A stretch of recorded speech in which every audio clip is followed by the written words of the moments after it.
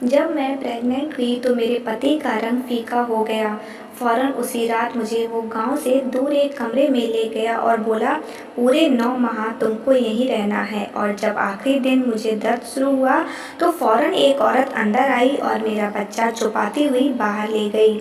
कुछ देर बाद मेरा पति रोता हुआ अंदर आया और बोला, बच्चा तो तुमने मुर्दा पैदा किया है। मुझे बहुत अजीब लगा। यूँ दूसरी बार जब प्रेग्नेंट हुई तो पति को कुछ ना बताया और चुपके से घर से भाग गई। एक दिन डॉक्टर से चेकअप करवाने आई तो वो अल्ट्रासाउंड करती हुई चीख पड़ी। और फिर थोड़ी देर बाद डॉक्टर्स की पूरी टीम ने मुझे जंजीर से बांध दिया और बोले कि तुम्हारे पेट में तो। मैं शादी की रात में घूंघट ओढ़कर बैठी अपने पति का इंतजार कर रही थी। तभी दरवाज़ा खुला और मेरे पति कमरे में आया। उसके कदम मेरी तरफ बढ़ रहे थे, तभी वो आकर रुक गया। मैं सोच रही थी कि वो मुझसे कोई बातचीत करेगा, मगर वो कुछ ना बोला। मुझे बड़ा अजीब सा महसूस हुआ। तब मैंने अपना घूंघट खुद ही उठाकर देखी, लेकिन मुझे हैरत का झटका तब लगा जब मैंने कमरे को खाली पाया। मेरा दिल एकदम से धड़कने लगा। मैं डरी नज़रों से यहाँ वहाँ देखती रही। तभी कमरे का दरवाज़ा दोबारा खुला और मेरा पति कमरे में आ गया।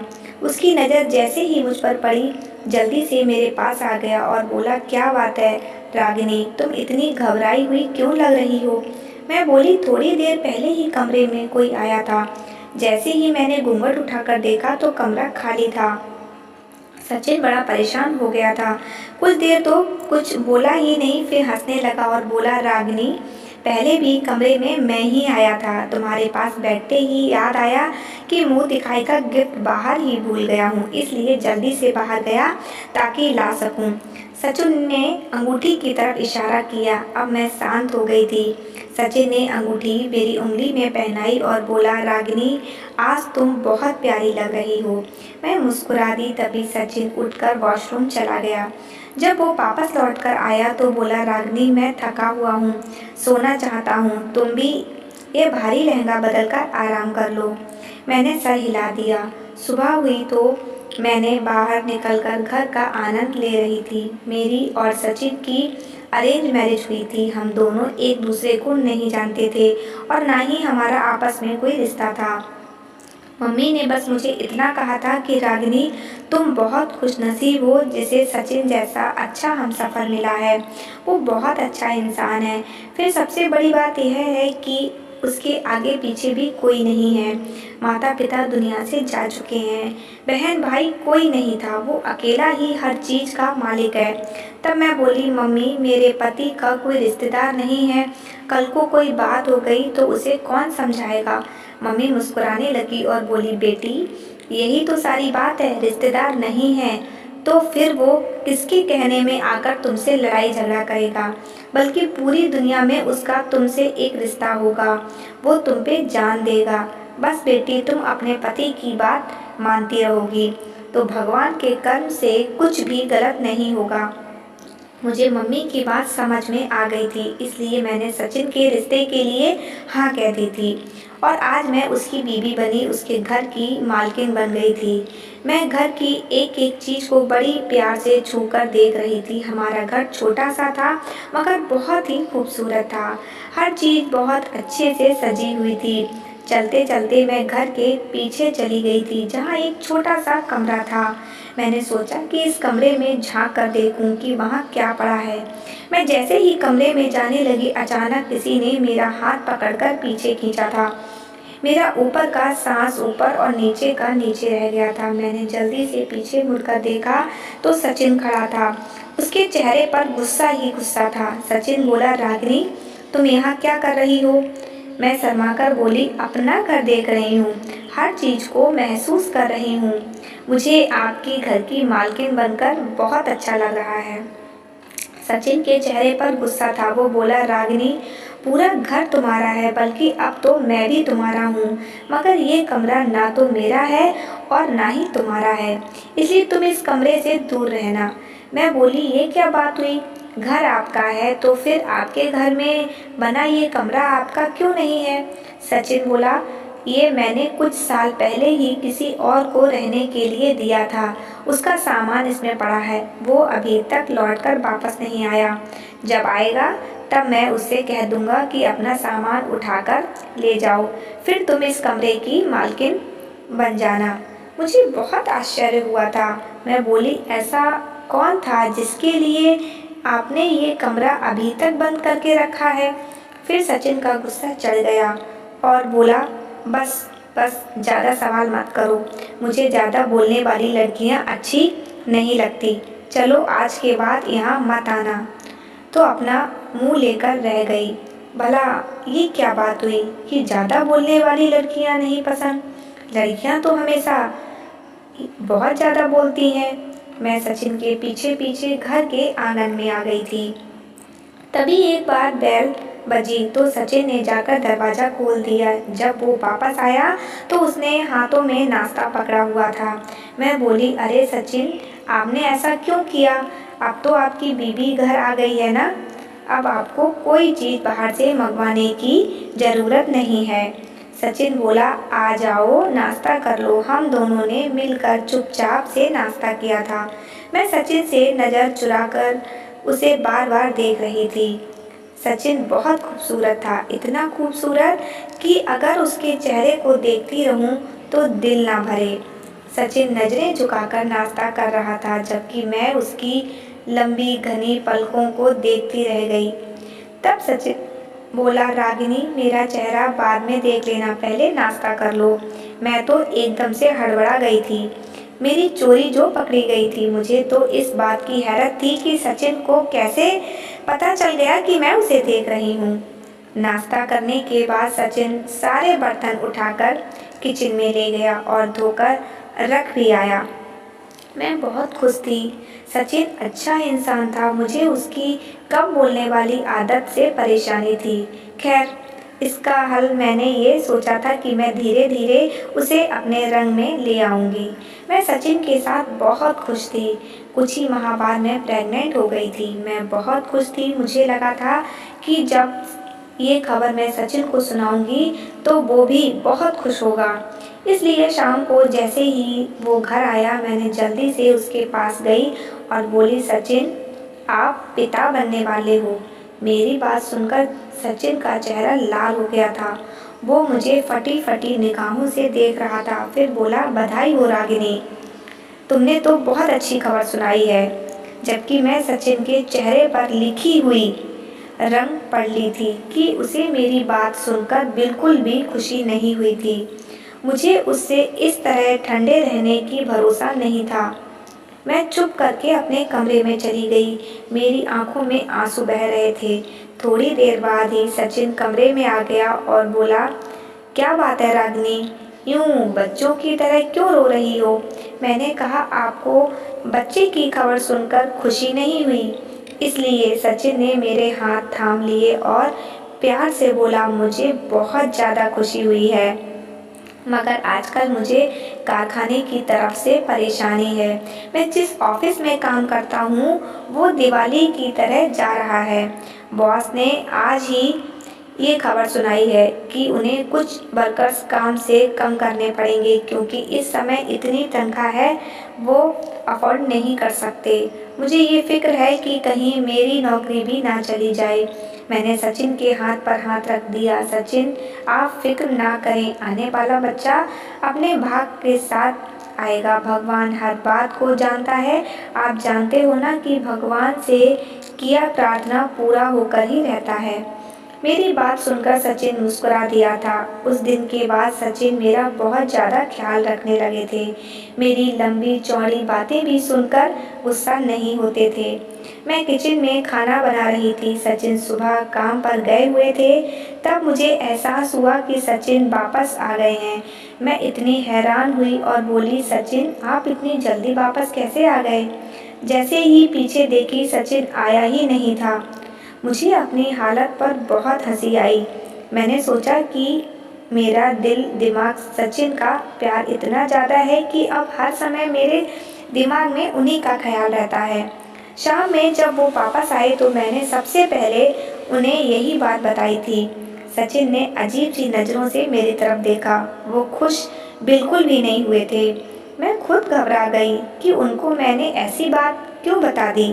कहते हैं ना कि हर बात पति को बताने वाली नहीं होती। खैर, हम दोनों ने मिलकर खाना खाया। सचिन बोले, आज खाने के बाद चाय पीने का दिल कर रहा है। मैं जल्दी से उठी और बोली, मैं अभी बनाकर लाती हूँ। तभी सचिन ने मेरा हाथ थामकर मुझे बिठा दिया और बोले, नहीं नहीं, तुम यहीं पर बैठो, आज मैं तुम्हें अपने हाथों से चाय बनाकर पिलाऊंगा। मैं मुस्कुराने लगी थी। सचिन उठकर किचन में चले गए तो मैं अपने बातों में खो गई थी। थोड़ी देर बाद ही सचिन चाय लाए तो हम बातें करते करते चाय पीने लगे। मुझे नींद आ गई तो मैं सोने के लिए चली गई, जबकि सचिन टीवी पर खबरें देख रहे थे। मैं ऐसी गहरी नींद पहले कभी नहीं सोई थी, क्योंकि प्रेगनेंसी की वजह से मुझे रात में उठकर बाथरूम जाना पड़ता था। सुबह 4 बजे के करीब आँख खुली तो मैं जल्दी से उठी और बाथरूम चली गई। जब मैं वापस आई तो मुझे सचिन का चेहरा नज़र नहीं आया था और वो रात भर कमरे में आए नहीं थे। मुझे उस पर गुस्सा आया कि सुबह ऑफिस भी जाना है, लेकिन अभी तक खबरें लगा कर बैठे हैं। मैंने सोचा कि खुद ही जाकर उन्हें बुला लाती हूँ। मैं जब कमरे से बाहर निकली तो लॉन्च भी खाली पड़ा था, टीवी भी बंद था। मैं बहुत परेशान हो गई कि आखिर सचिन इतनी रात को मुझे कुछ बताए बिना कहाँ जा सकते हैं। मैं शहर में निकली तो वो खाली था। मेरा दिल घबराने लगा था। तभी मेरी नज़र घर के लास्ट वाले कमरे में आती रोशनी पर पड़ी। मुझे अजीब सी खुशी हुई थी कि शायद सचिन का मेहमान वापस आ गया है, जिसका सामान चंद सालों से इसी कमरे में बंद पड़ा था। मैं जल्दी जल्दी घर के पीछे जाने लगी। मैं कमरे के बाहर खड़ी थी। अंदर से सचिन की आवाज़ आ रही थी। वो कुछ कह रहा था और रो रहा था। मैं बहुत परेशान हूँ। जैसे ही मैंने कमरे में जाने के लिए पैर बढ़ाए, अचानक ही कमरे में अंधेरा हो गया और सचिन बाहर निकल आया। वो मुझे देखकर बहुत गुस्से में आ गया था। उसने मेरे हाथ पकड़ा और मुझे घसीटता हुआ शहर में ले गया और बोला, रागिनी, मैंने तुम्हें मना किया था ना, फिर तुमने मेरी बात क्यों नहीं सुनी? तुम वहाँ क्यों आ गई थी? मैं बहुत डर चुकी थी। मैं बोली, सचिन, आप कमरे में नहीं थे, मुझे आपकी फिक्र हो रही थी। कमरे से बाहर आई तो आप लॉन्च में भी नहीं थे। इस कमरे से आती रोशनी दिखी तो सोचा कि आपका मेहमान वापस आ गया है, इसलिए वहाँ आ पहुँची। सचिन मुझे कमरे में ले आया था। वो बोला, रागिनी, अपनी हक को पहचानो, वो कमरा तुम्हारे हक का नहीं आता। तुम इस बात को समझ क्यों नहीं लेती हो? उस दिन के बाद मैंने कभी उस कमरे के बारे में सोचा भी नहीं था। दिन गुजरते गए और मेरी डिलीवरी का समय आ पहुंचा। आज सुबह से ही मेरी तबीयत खराब थी, इसलिए मैंने सचिन को घर में रोक रखा था कि किसी भी समय अस्पताल जाने की ज़रूरत पड़ सकती है। दोपहर में आराम करने के लिए लेटी तो मेरी तबीयत खराब होने लगी। मैं जल्दी से बोली, सचिन, गाड़ी निकालें, मेरी तबीयत बिगड़ रही है। सचिन जल्दी से कमरे से बाहर निकल गया। मैं दर्द से तड़पने लगी। मैं सोच रही थी कि सचिन कब कमरे में आएगा, मगर उसे तो बाहर निकले हुए बहुत देर हो चुकी थी। वो अभी तक नहीं आया था। मेरी आंखों के आगे अंधेरा छाने लगा। तभी सचिन एक औरत के साथ कमरे में आया। वो बोला, रागिनी, ये बहुत समझदार दाई हैं, तुम्हारा केस ये करेंगी। मैं बेचैनी से सचिन को देखने लगी। दर्द की वजह से मैं कुछ बोलने के काबिल नहीं रही थी। बड़ी मुश्किल से बोली, अस्पताल, लेकिन सचिन ने मेरी एक ना सुनी और मुझे उस दाई के हवाले करके खुद बाहर निकल गया था। दाई मुझ पर जोर आजमाइश करने लगी और तकरीबन 3 घंटे की तकलीफ के बाद मेरे कानों में बच्चे की रोने की आवाज़ पड़ी थी। मैंने दिल में भगवान का धन्यवाद किया और आंखें बंद कर ली। मुझे पता ही नहीं चला कि मैं कब नींद की गहरी वादियों में खो गई थी। जब मेरी आँख खुली तो मैंने अपने बच्चे को देखी। वो वहाँ नहीं था। मैंने सचिन को आवाज़ दी तो उसने उठकर कमरे के बल्ब जलाए और उसकी आंखें खून जैसी थी। मैं बोली, सचिन, मेरा बच्चा कहाँ है? बेटी पैदा हुई है या बेटा? सचिन की आंखों से आंसू टपकने लगे थे। वो बोला, बेटा पैदा हुआ था, मगर तुमने मुर्दा बच्चे को पैदा किया था। मैं बेयकीनी से सचिन की तरफ देखी और बोली, मैंने अपने बच्चे के रोने की आवाज़ अपने कानों से सुनी थी। सचिन बोला, तुम तो बेहोश हो गई थी, नींद में सुनी होगी आवाज़। काश मैं भी तुम्हारी तरह इतनी सुकून और गहरी नींद सो सकता। मैं चीखने चिल्लाने लगी और बोली, सचिन, मुझे मेरा बच्चा वापस ला दो। मेरा बच्चा कहाँ है? सचिन की बात सुनकर तो मुझ पर ज़मीन और आसमान गिर पड़े थे। वो बोला, मैंने तो अपने बच्चे को कल मिट्टी में दबा दिया। मैं बोली, कल? ये क्या मतलब? सचिन बोला, तुम कल से सो रही हो। अपने बच्चे की जुदाई का गम मैं अकेला सह रहा हूँ। मैं चीख चीख कर रोने लगी थी। मैं बोली, सचिन, तुमने मुझ पर बहुत बड़ा जुल्म किया है। तुमने मुझे एक दाई के हवाले कर दिया। तुमने मुझ पर बहुत बड़ा जुल्म कर दिया। अब मेरा दिल टूट चुका था। उसका चेहरा देखने को भी दिल नहीं कर रहा था। कुछ महीने गुजरने के बाद मैं फिर से प्रेग्नेंट हो गई, जबकि अब तो मेरी ख्वाहिश भी नहीं थी। एक दिन मैं सहन में बैठी गहरी सोच में गुम थी, तभी एक पड़ोसन घर में दाखिल हो गई। वो उम्र में मुझसे बड़ी थी। मेरे सर पर आशीर्वाद देकर बोली, बेटी, तुम्हारे बच्चे का सुनकर बहुत दुख हुआ। मुझे तो जब से पता चला है कि तुम प्रेग्नेंट से हो, मैं यही प्रार्थना करती हूँ कि भगवान इस बार सचिन को जिंदा बच्चा दे। पिछली बीवी ने भी 3 बच्चे पैदा किए हैं, मगर तीनों मरे हुए थे। जबकि उसकी बीवी रो रो कर कहती थी कि सचिन, मैंने जिंदा बच्चे को जन्म दिया था। मेरा तो दम घुटने लगा था। मैं पूछी, आंटी, सचिन पहले से शादीशुदा है? वो आंटी एकदम परेशान हो गई। वो बोली, बेटा, क्या तुम्हें ये बात पता नहीं था? मैं चुपचाप आंटी को देखती रह गई। वो बेचारी बहुत शर्मिंदा हो गई और बोली, फिक्र ना करो, उस बीवी को तो सचिन तलाक दे चुका है। अब तो वो सिर्फ तुम्हारा है। मेरी पड़ोसन जैसे ही घर से निकली, मैंने अपने 2 कपड़े बैग में डाले और घर से निकल गई। मैं जानती थी कि सचिन की पहली पत्नी सच कह रही होगी, क्योंकि मैंने भी तो अपने बच्चे के रोने की आवाज़ सुनी थी। मुझे सचिन से डर लगने लगा था। ना जाने वो ये सब क्यों कर रहा था। मैं अपने माता पिता के घर नहीं जा सकती थी, क्योंकि सचिन वहाँ मेरे पीछे पीछे आ जाता और मेरे माता पिता मुझे उसके साथ ज़बरदस्ती ही घर भेजते थे। मैं अपनी एक दोस्त के घर चली गई थी। वो बहुत अच्छी थी। उसके घर में बस वो और उसकी मम्मी ही रहती थी। मेरी दोस्त नर्स की जॉब करती थी और उसके घर में आंटी अकेले रहती थी। उन्हें पता था कि मैं प्रेग्नेंट हूँ। मैंने उन्हें अपनी सारी बात भी सुना दी थी, इसलिए वो मेरा बहुत ख्याल रखती थी। एक दिन मैं और आंटी हॉस्पिटल गए थे चेकअप के लिए। डॉक्टर्स ने अल्ट्रासाउंड किया तो अचानक से चीख पड़ी थी। डॉक्टर ने मुझे कुर्सी पर बैठने को कहा और खुद बाहर निकल गई। मैं और आंटी हक्का बक्का सी उसको देख रही थी। थोड़ी देर बाद वो डॉक्टर अपनी नर्स के साथ कमरे में वापस आई। उसने मुझे बेड पर लेटाकर जंजीरों से बांध दिया था। मैं तो डर से थर थर काँपने लगी थी। आंटी ये सब देखकर गुस्से में आ गई थी। डॉक्टर को गुस्सा होकर बोली, ये क्या बदतमीजी लगा रखी है? तुम डॉक्टर हो या जानवर? खोलो मेरी बेटी की जंजीरें, नहीं तो मैं पुलिस को बुलाऊंगी। डॉक्टर बोली, आप फिक्र क्यों कर रही हैं? ये सब हम आपकी बेटी सही के लिए ही तो कर रहे हैं। ये देखिए, इसके पेट में आधा इंसान का बच्चा है और आधा जानवर का। ये बच्चा पैदा नहीं होना चाहिए। अगर पैदा हो गया तो माँ अपनी ममता के तहत इसको पालने लगेगी, मगर तब तक बहुत तबाही मच जाएगी। हम इस बच्चे को ख़त्म करना चाहते हैं। आप अबॉर्शन के कागज़ पर साइन कर दें। आंटी बोली, आप मेरी बच्ची को छोड़ दें, अभी और इसी समय। मैं पता करती हूँ कि क्या बात है। आंटी मुझे अस्पताल से बड़ी मुश्किल से बाहर निकलवा कर लाई थी। मैंने आंटी से कहा कि मैं अपने पति के घर जाना चाहती हूँ।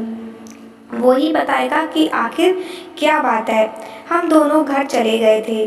घर खाली पड़ा था। मैं आंटी को घर के पीछे ले गई। मेरी हैरत की इंतहा ना रही। वो कमरा खुला हुआ था। सचिन भी वहीं पर बैठा हुआ था। मैं कमरे में गई। सचिन मुझे देखकर बहुत डर गया था। मैं बोली, मेरे पेट में पलने वाला बच्चा आधा इंसान और आधा जानवर है। इसके पीछे क्या राज छुपा है, मुझे वो तुमसे जानना है। सचिन रोने लगा और बोला, रागिनी, मैं एक बहुत खराब इंसान हूँ। मैं अपनी जवानी के दिनों में बहुत बड़ा पाप कर बैठा था। हमारे घर में एक औरत काम करने आती थी। कभी कभी उसके साथ उसकी जवान बेटी भी आती थी। वो बहुत खूबसूरत थी। मैं उस पर फिदा हो गया। मैंने उससे कहा कि मैं तुमसे शादी करना चाहता हूँ।